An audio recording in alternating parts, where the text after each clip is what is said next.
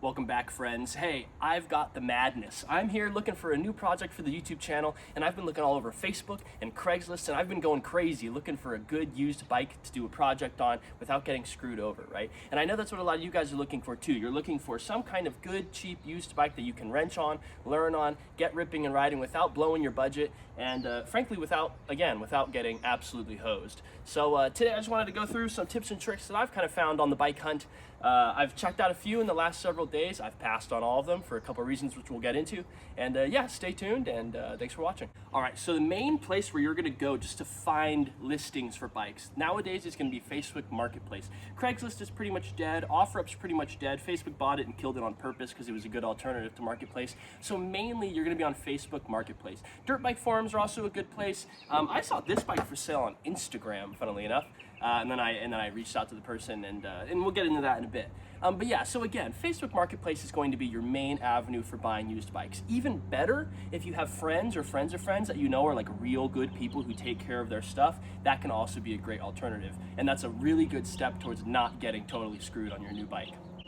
So once you found your post, the thing that a lot of people, I think especially in 2026, there's a lot of stuff about like you don't want to judge people and you don't want to discriminate and all that kind of stuff, which I'm totally on board with. But when you're about to spend thousands of dollars on a machine from a total stranger, you kind of have to judge a little bit. So check out the profile picture. Do they look like a hot mess? Is it just like a blank page with no profile? When was the account made? Was it made recently? The more recently the account was made, maybe the worse it's gonna be, right? And these don't all mean that the bike's gonna suck. But again, like Chuck from True Tech says in one of his videos, all of these factors add up to create a likely scenario, right? So again, if I go to a Facebook page and I look at like their seller reviews and they're kind of just mediocre and they have a bunch of junk for sale and it looks like their stuff's not that well taken care of, and I stalk their Facebook and they're just kind of posting some weird stuff and they kind of seem a little crazy, that to me is a good indication that I'm gonna be dealing with maybe not the best bike.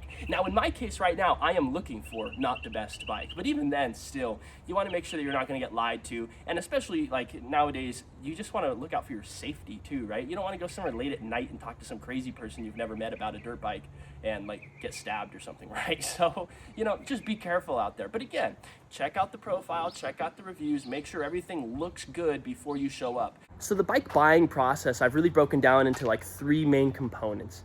It's the beforehand, it's the listing online. Number two is the vibe of the person, the kind of stuff they tell you, what their place looks like. And number three is the bike itself. So we're not even into number three yet. We're not even looking at the bike really yet. So look, you take a look at the Facebook post and you just kind of suss out the vibe of the person. That's fine. If you decide that all that stuff adds up and then you want to go to their house, that's great. But look, when you show up to their house, just take a look around. What type of neighborhood are they in? What does their house look like? Is it junky? Is it run down? Is there trash in the yard? Are there old vehicles that look to be not well maintained laying around? I checked out a bike yesterday. This is kind of my case study for this whole thing because it's the perfect example for you guys. I checked out a bike yesterday. The listing looked all right. The guy seemed okay. His Facebook, there were no red flags, but I showed up to his house and there was just a bunch of junk in the driveway. There were two old dirt bikes in the driveway, not the one I was gonna buy. There was a crummy old car. There was a work truck that looked like it wasn't well taken care of. The inside of the garage actually looked okay, but it's just, you take in the environment and you start to think, okay, is this someone who's really probably taking great care of their dirt bike from the 90s? Probably not.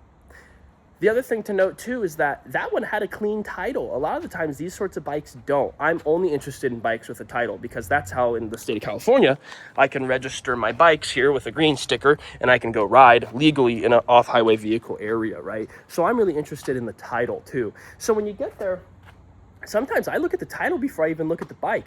If the title has old signatures, old dates on it, it's not in the seller's name, that's a big problem. If you're willing to lie to the DMV to fix it, that's great, but I am not. So yeah, so that's number two. So number one is check out the listing, talk to the guy. Does it seem right? And then number two is just check out the environment when you actually get there. And then talk to them a little bit. When I'm checking out, I'll kind of mix 2 and 3 because I'll chat with them as I'm looking over the bike.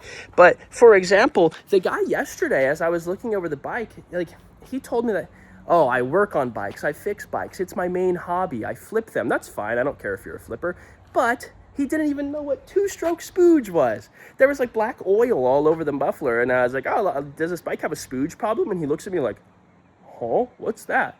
Brother, if you work on bikes for more than 5 minutes and they're all two strokes, you know what spooge is, okay? So like that tells me something, right? And then of course, you actually get to look at the bike. So at that point yesterday, I kind of knew I was out on the bike before I even looked at it, just from kind of what he was saying to me, the vibes from when I showed up. But of course, I'm there. I drove 3 hours to check out the bike. So of course, it's really important that you do a thorough inspection. All right, so you've taken a look at the listing, you've talked to the seller, you've got everything all sussed out, and you think the bike's worth checking out. At first, I go from small to big, and then I don't even really think about touching the bike or sitting on the bike or starting the bike until I've kind of sussed everything out. So look, it's just about the little things. This Kickstarter, is this Kickstarter a wobbly piece of crap? Does it feel rusted, or does it feel good in there? It feels pretty good to me. And if you take your hand and you just kind of cycle it over, does it feel like there's decent compression? Is the bike making any weird sounds? That to me feels fine. It's not wobbling, it's all good.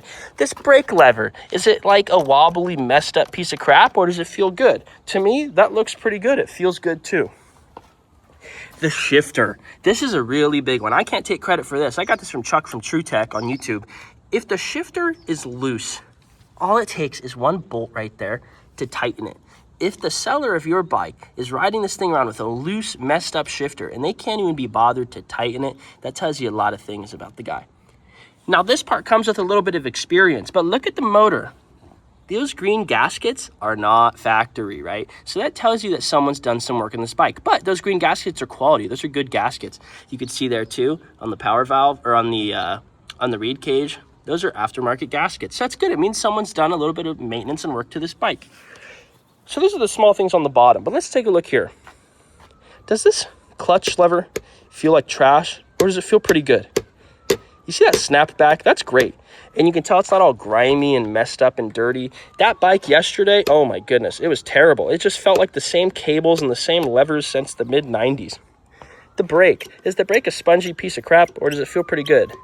In this case, brake feels pretty good. All of these little rubber covers, are these messed up? Is this all messed up? Is there any evidence that anything dumb has been done to this bike on just even the little stuff? So far, I'm not getting anything. Kickstand's still in good shape. And then you start to go kind of medium, bigger picture on this bike. Okay, so foot pegs look okay. Those are aftermarket foot pegs.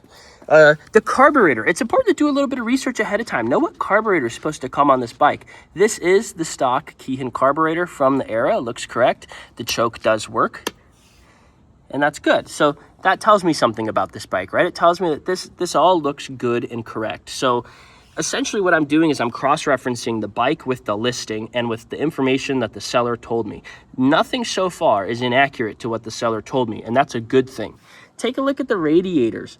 Are the fins all messed up, or do the fins look good? The fins in this case look good. It's an old bike, I get it, but like they look pretty good. On a two-stroke dirt bike in particular, take a look at the pipe.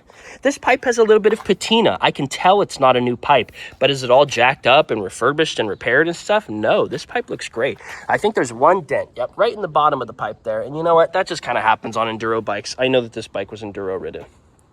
Take a look at the stickers here on the suspension. Was the suspension done by anyone? In this case, it was Schmidt Performance. And I know that the suspension was done recently, right before I bought the bike. So, bike looks good so far. Look at the frame. Is there a bunch of missing paint on the frame that tells you someone's ridden the crap out of it? In this case, this is a bike from the 1990s with the original frame paint, and there's barely anything missing. That tells you this bike was hardly ridden or is ridden very soft. So it's a low hours bike, which is awesome, especially for an older bike. Is this the original silencer? In this case, it is. And you can look on the writing there. It has a spark arrestor. It's US Forest Service approved, which is great. This is the stock silencer that came on the bike. Take a look at the back tires. The back tire all flat like it's been ridden in the streets doing wheelies. No, this is a Dunlop Geomax tire, the best enduro tire money can buy, DOT approved. It even still has some of the lines down it like it's brand new. I haven't ridden this bike very much. Now, this bike is missing a brake light. And I do know the headlight doesn't work, but I was told that ahead of time, right? So again, we're just putting a picture together of this bike, and I haven't even sat on it, right? I've just kind of grabbed some levers, wiggled a few things, taken a look. The bike looks great. Most of the time, the bike's going to be on a stand. On this case, it's on a kickstand, so I can't show you exactly. But if it's on a stand, wiggle this tire left and right. Does their swing arm move a bunch left and right? Is there a bunch of slop in the bearings? Because that's a problem, right? You're going to have to fix all of that stuff. The front tire, especially on old Yamaha 4-strokes, wiggle the front tire. A lot of times the bearings here for the front tire go out on Yamahas.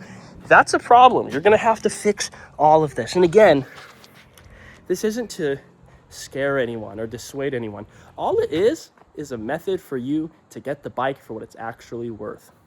And another thing that I kind of forgot to mention earlier is like, look, it is clear, and I make it clear to the seller that I know what I'm doing and I know what I'm looking at. I come with a bucket of tools. I ask if I can take off the pipe. Look, if they tell you there's a new top end, because everyone does, you can take off this cylinder, or you can take off this expansion chamber, shine a flashlight up in the cylinder, take a look.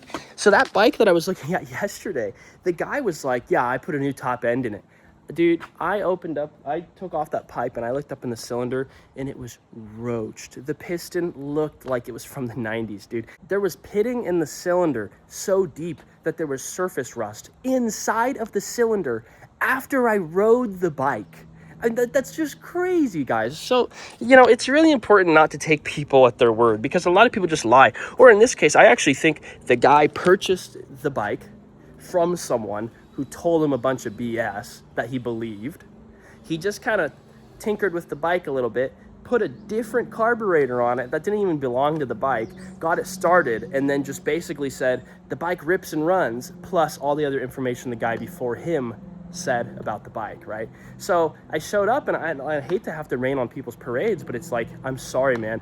This is a $2,000 bike that you're selling, but actually it's worth about $600. It is what it is. Because again, everything adds up, right? So if it's a top end, let's say you have the original cylinder on there, that's going to be at least a $400 job to replate the cylinder. If the head needs work, you're going to be in another $150, $200 on the head. If the cylinder's trashed, that probably means it was ridden rough, and there's a good chance that the crankshaft is going to be all messed up, and you're going to have to do a bottom end and get a new crank. That's another $350 to $400, right? So it adds up really, really, really quick. So this is all of this to say that like every little thing that you find adds up to a dollar value. And at some point, particularly on these old 2-stroke bikes, the dollar value of all the little fixes ends up being more money than you could get for the bike when it's done and clean and restored. So it kind of just depends on what you're looking for, right? I'm looking at a 1992 CR250 right now, and the thing is absolutely roached. Everything about it's trashed. And the thing is, I'm going to have to get a new cylinder. I'm gonna have to get it replated. I'm gonna have to get a new head for that cylinder. It's gonna have to get fixed. I'm gonna have to do a crank. It's gonna have to get fixed. The pipe is trashed. I'm gonna need a new pipe. I'm gonna need a new silencer. The wheels are trashed. I'm gonna have to put new wheels on. The front rim has a dent in it, right? I'm gonna have to replace that. The suspension is clapped. I'm gonna have to basically spend all my money to redo the suspension. So it just starts adding up and adding up. And I'm looking for a project like that, but you don't want to be saddled with something like that if you just want to buy a bike that you can run and ride today. So then finally, of course, we get to the point where you're gonna wanna start this bike. Now, you guys have seen this bike start a million times. I'm not gonna do it right now and piss off all my neighbors, but we know that this bike starts first or second kick. We know that it does generally require choke to start, which is fine. That's pretty normal. And just allow the bike to warm up for a little bit. If you just turn on the bike and rip it down the street and back, you're not really getting a clear idea of the bike, right? You know, this is another thing. Chuck from True Tech, he says, like, a lot of the problems that people have with their 2-strokes, they happen after 20 to 30 minutes when the bike is fully warm. So you have to be okay with the fact that you're probably not going to be able to get a full 30 minutes in, and you have to be able to assess the general picture and quality of the bike to determine what it's going to likely be like as a riding bike. In this case, I honestly, before I even turned it on, I had no worries. So again, I hope that this video doesn't scare you away from trying to buy used bikes. However, I hope that it just gives you a little bit more insight as to the kinds of things that you need to look out for, the kinds of things you need to worry for, and, you know, just to make sure that you have a really clear picture of the bike and how to buy a used bike before you even consider spending your money on it. There's a lot of things to look at, but at the end of the day, you need to trust your gut. If something doesn't feel right about the bike and it just feels kind of roached, trust your gut, be willing to walk, or try to get a crazy deal. In my case, I'm kind of looking for roached bikes, and I'm looking for a deal on a roached bike. In Southern California, everyone thinks they know how to fix bikes. That's fine. I don't claim to be any smarter than the rest of them, but I would like to think that I know enough to know what the bike is actually worth when I go and check it out. So yeah, put some of these tips into service, and let me know how you feel. Let me know if you've come up on any deals or lack thereof. And yeah, if you have any horror stories or not horror stories, put them in the comments below, and I'll see you guys in the next one, hopefully with a new project. All right, so I'm sitting here editing videos, watching a little YouTube. Shout out Kincaid Pavage. And I'll leave you with the tale of two bikes. So I told you how I found my RMX 250, and I'll tell you about the one yesterday first. So yesterday, I'm looking for a project, like a 1990s CR of a kind, anything pre-1997 with the aluminum frame. So I look up this listing, and it's a 1996 CR 125. Kind of looking for a 250, but a 125 is fine if the price is right. The description, however, says 1995. The description also lists a couple of things. It says, like, bike's ready to ride. Rip's great. It's been a good buddy bike. I messaged the guy. He seems somewhat responsive. Not really willing to move on price, but responsive.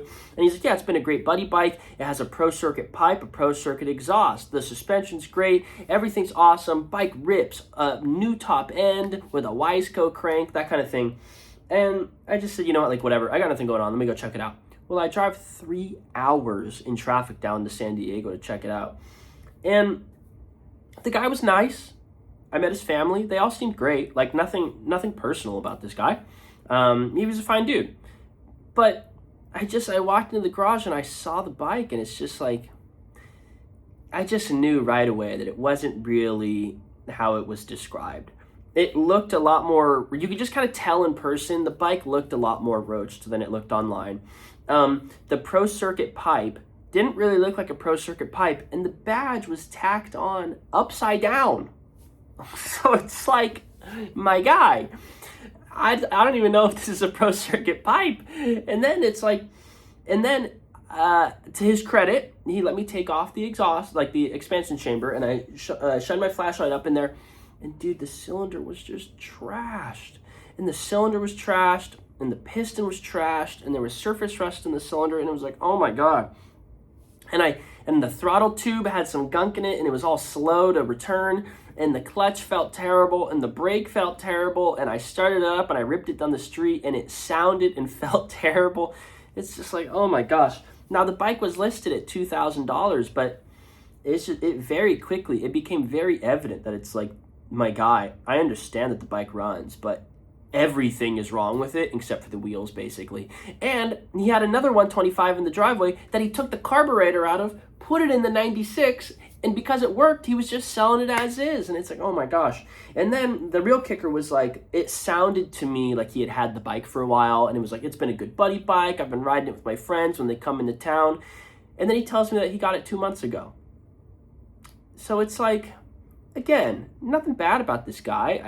And he might watch this, and it's not personal. It's really not. But like, and I even told him, like, it's just not it, dude. Like, the tank, like, the frames have to get fully powder coated. I didn't check the air filter. I have to imagine the air filter probably wasn't very clean. And it's just like, I'm gonna have to fix the frame, powder coat the frame, do all the suspension, change all the brakes, change all the levers, change all the cables. I'm going to have to take the rattle can off the fuel tank. I'm going to have to take the rattle can off the airbox. I think the airbox is the wrong era because it's the wrong color. I'm going to have to get all new plastics. I'm going to have to probably do a full engine rebuild that's going to cost me another $2,000 plus, like 20 hours of my own labor. Like, it just doesn't make sense, because there's fully refurbished CR125s from the 1990s on Facebook right now, and they're not even selling for $3,500. So it's like, I don't even know what exactly I'm supposed to do with that, right? So all that to say, I could easily see someone checking out that bike thinking that it is ready to rip and ride today and getting absolutely hosed. So then there's a second type of bike. So my 1993 RMX 250, this is actually best case scenario. So Jay from Dirtbike TV, who I'm sure a lot of you guys know, he was doing a lot of tutorial videos fixing up this old Suzuki. Now you guys know I'm a Zook guy, Suzuki gang for life. I love Suzukis. And I needed an enduro bike, preferably a 250. I love my RM125, but it's a race bike and it's a 125. And I'm not a massive guy, but like I'm kind of at the peak of like weight limit for a 125. But I'm looking for a 250. And I saw that he posted that it was for sale on Instagram. And then I found it on Facebook and I reached out to him, and I've spoken to Jay in the past over email asking about a couple other bikes that I've done some work on. And basically I showed up. The bike was exactly as advertised, being sold by a reputable seller. He put a new back tire on it for me because his son Spencer was riding it in the woods in Utah and stuff, and it just needed a new tire. And everything about it was good. He was honest. The price was legit. Of course, naturally, being a businessman, I tried to get a little deal. He was not willing to give me a big deal, but he gave me a little deal, and probably just for being a fan or something. And I took the bike home, and it's been great ever since. I've had zero problems, and I've done basically zero work to the bike. I've done an oil change, and that's it. And you guys saw that in one of my first videos. So if you can find a bike like that from a reputable seller, that's why I say buy from a friend of a friend, someone who knows what they're doing. Does your friend's mechanic sell bikes? If he's not kind of a junky mechanic, then it's worth buying from. Not all mechanics are created equal. Look for deals like that. Look for stuff like that. They're out there. Trust me. You just have to be patient, be willing to walk, do your due diligence, and again, trust your gut.